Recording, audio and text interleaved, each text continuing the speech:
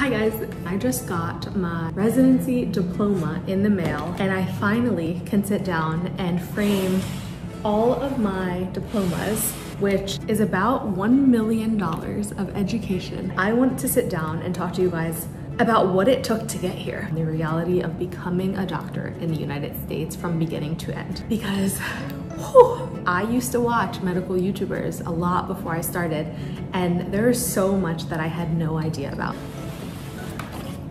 So this is my medical residency diploma. I worked hard, and this is my medical school. This is my undergrad diploma. So I have this frame and I have this frame. Let's start. When you decide that you want to be a doctor in the United States, you have to take certain prerequisites in your undergrad and you have to score really high on them. So you have to have a specific GPA to even be like considered. I want you guys to be able to see. So you start and you take these courses and you do really well on them. You study your butt off, you do really well on them. And then you have to take the MCAT. The MCAT is like the first standardized test that you're gonna take, and that's for medical school admissions. At that point, the hardest exam that you're ever gonna take. Biochemistry and chemistry and physics and a bunch of nonsense. And you have to score really, really high on it. Some people study for 6 months to be able to score it that high. Studied your butt off, you take the MCAT, you stressed out, and you get the score that you wanted. You get the score that people say, like, this score is high enough to get into med school with. I'm scratching up the table, so I want to put something under this. Now you have gotten the score on the MCAT that you needed, you got the GPA that everyone told you you needed, and you now go to apply to med school, but every single person that applied to med school also had the same thing. So you have to do stuff that's gonna set you apart from them. Somebody was joking that you have to be an Olympic medalist. There are literally Olympic medalists applying alongside you to get into med school to be a doctor in the US. There are very limited spots. The acceptance rate is very low for a lot of schools. They tell you that you wanna do stuff outside of medicine. So like you should be like a scuba diver, or like you should travel the world, or you should start a nonprofit, or whatever it is, to even be considered into this field. So you finally get past the interviews and you finally got accepted into med school. And usually these schools are like $50,000 to $60,000 to $70,000 a year just for tuition. Not only is it that you have to take out loans to afford that, you also have to like pay for rent and like food, and like you also have to like survive as a human. And med school is a full-time job. I know like maybe one person in my life who actually was able to like hold another job during med school. I think I studied on average like 12 to 15 hours a day just to stay afloat, like not even to like get high scores, just to like stay not failing.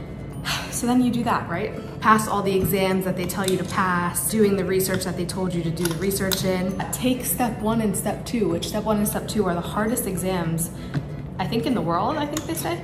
So you have to take these exams and not only pass them, but you have to score high enough to be able to be considered for the specialty of your choosing. Do you want to be a surgeon, OBGYN, family doctor, a dermatologist? What do you want to do? And then what other requirements come with that? Because every single specialty has different requirements. Just because you graduate medical school doesn't mean you can be a practicing physician in the country. You have to then get training in whatever specialty it is that you choose.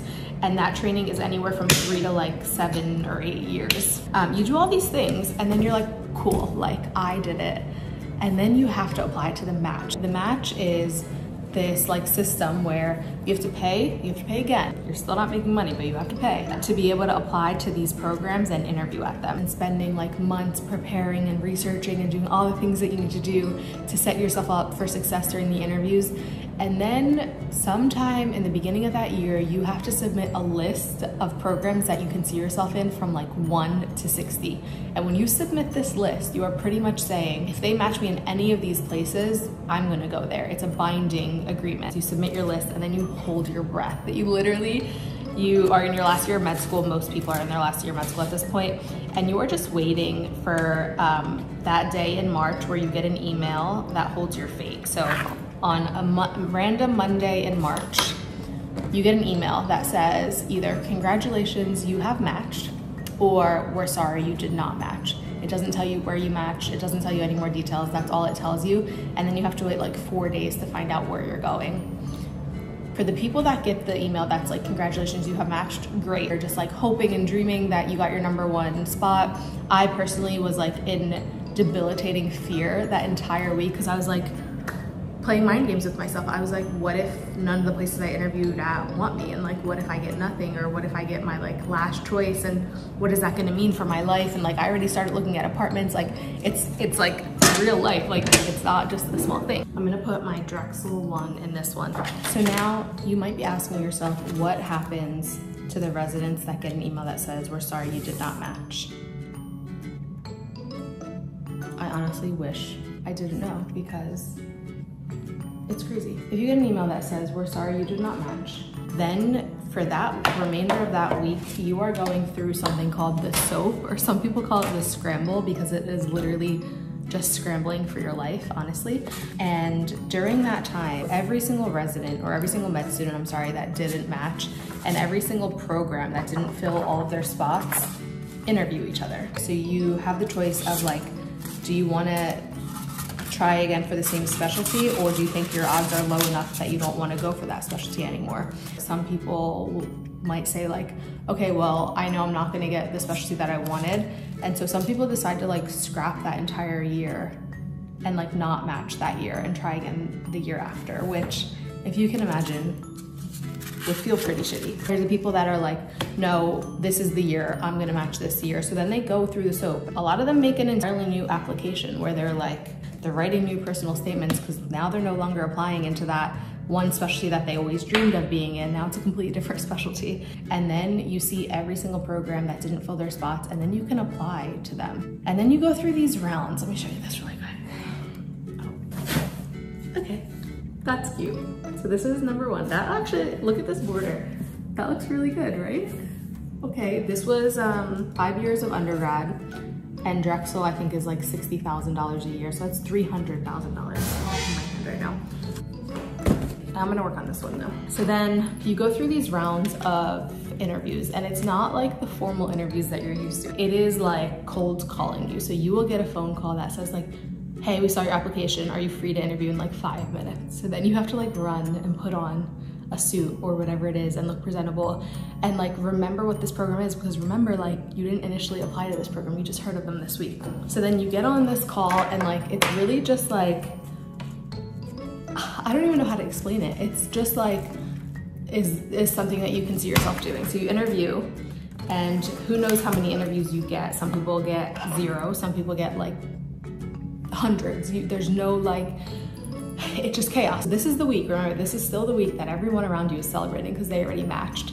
And now you are waiting to hear back from like results of first round. And so the way that this works is you log onto the computer, and they say that they're gonna release offers at like 10 a.m. for example. And then from 10 a.m. you have 2 hours to either accept or deny that offer. If you accept that offer, it's over. You matched, you are going to this place, it's binding, it's over. If you decide not to accept that offer disappears forever. Like, that's no longer gonna be an offer in the next round. So 2 hours later, that's no longer gonna be an offer. That offer disappears forever, and too late, too bad. So like, imagine, okay? I'm going into detail about this part because I feel like this is the least talked about part.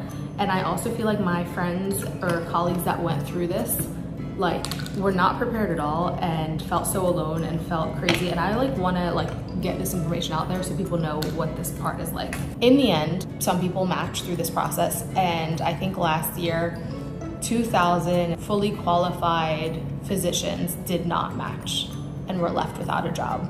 That's the reality for a lot of like non-US graduates when they want to do residency in the US. I just think to myself, like, I imagine like if I were the one who soaped in the middle of nowhere and I didn't have anyone with me. If you like had to move far away from all of your support system, I just like, I don't know, I have a really hard time thinking that this is the reality for a lot of people, and I like feel really sad because these are some really smart people who like are really passionate about helping others, and that's how the system plays out for them. There's a huge physician shortage in this country. I feel like people are waiting like 6 to 8 months to get an appointment with a primary care doctor, and the fact that there are so many people who went without a job, I just have a hard time like understanding that. But so now, congratulations, you got through all of that. You did school and you got through board exams and you matched into residency and you have like 2 months until July 1st when you start finally being able to call yourself doctor.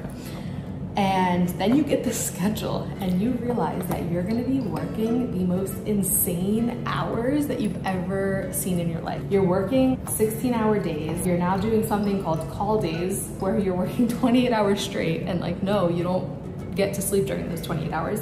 When you do the math of how much you're getting paid versus how many hours you're working, you realize that you were getting paid more at 16 years old at minimum wage as a Rite Aid cashier. So I felt like I was being played. It's not only the hours that are long, it's like the things that you have to do now are, I guess, what you thought you were gonna do as a doctor, but at a level that, for me personally, I never thought it would be that bad. So like, as an example, like I was the person responsible for sharing a terminal cancer diagnosis to a young person in the hospital.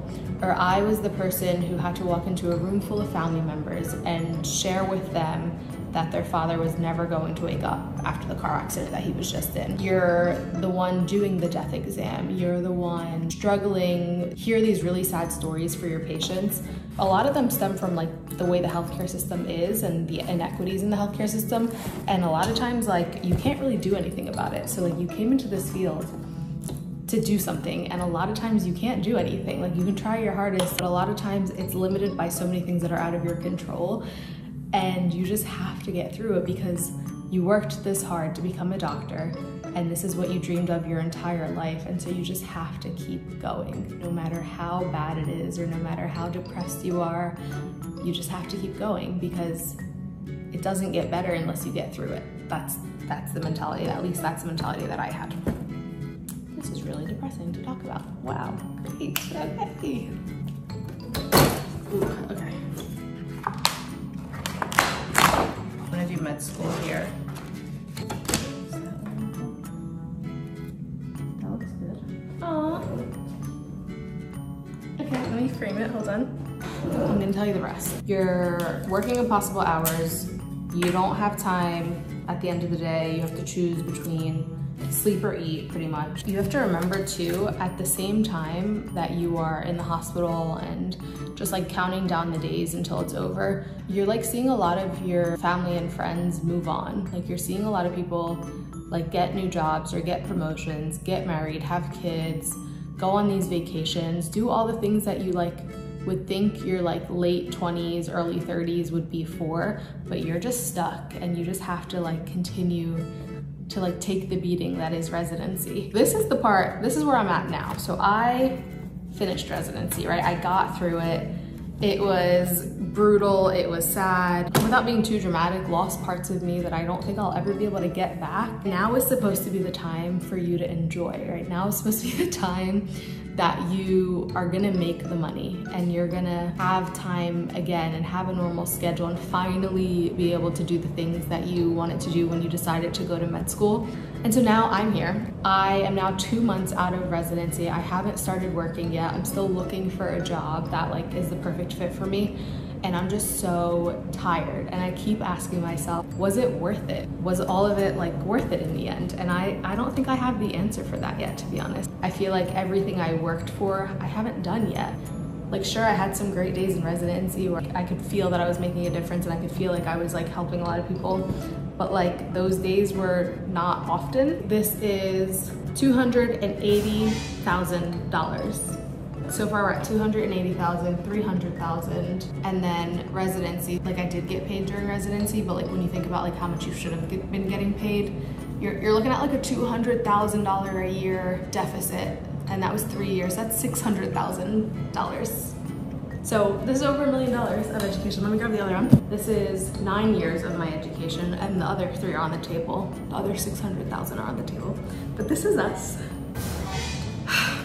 I'm hopefully gonna be signing a job where I finally am gonna do what I always wanted to do. I will tell you if I changed my mind about was it worth it or not, because I just don't know right now. I don't know right now. I wanted to share my view, and right, this is all just my view of the last decade, pretty much, to get to this point, because I know a lot of people are in the same place as I was before. And this whole thing started when I came to YouTube and I shared that I quit my job, which was a really stable and really wonderful job, to pursue this field.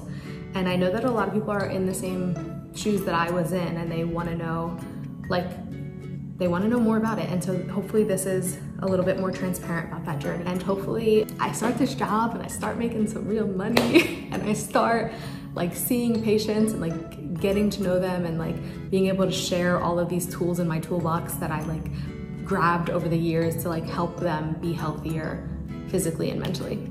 And that's when it'll be worth it. So hopefully, inshallah, that'll happen soon, and I'll keep you guys updated. All right, see ya.